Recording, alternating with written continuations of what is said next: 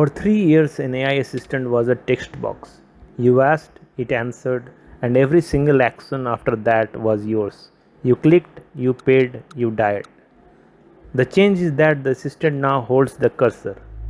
Two things made that possible. First, agents that carry a task across several steps instead of one: reply, open a page, read it, decide, move to the next page. Second, agents that keep running when you close the laptop.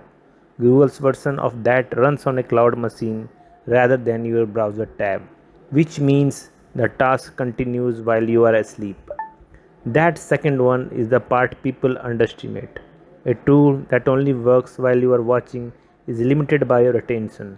A tool that runs without you is limited by whatever rules you gave it before you walked away, which is the whole reason this video exists. Do this first. Before you connect a payment method, before you try a single task, find the spending or purchase limit in your agent setting and set an actual number. Not ask me every time, a number: $50, 25, whatever. You would be genuinely fine losing to a bug. Two limits are better than one. A per purchase cap stops one bad transaction. A weekly total stops a loop. An agent that retires a failing order 11 times and succeeds on all 11. And here's the part the settings page won't tell you. The cap is not there because you don't trust the AI. It's there because you don't trust the website. Prices changes mid checkout. Shipping gets added at the last screen. Subscription renew. The cap protects you from the internet with the agent standing in the middle of it.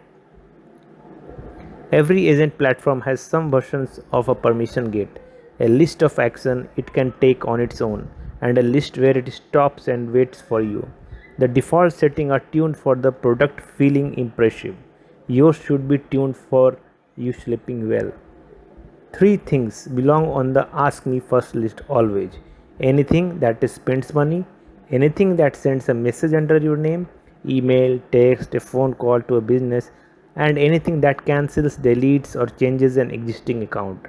Everything else: searching, comparing, reading, filling a cart without checking out, drafting a message it doesn't send, let it run.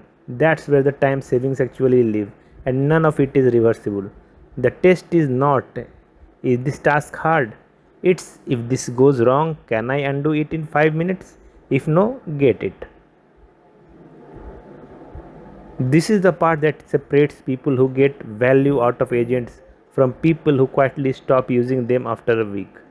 Save me money on groceries is a goal. It has no edges. The agent has to invent what you meant, and it will invent something reasonable and wrong.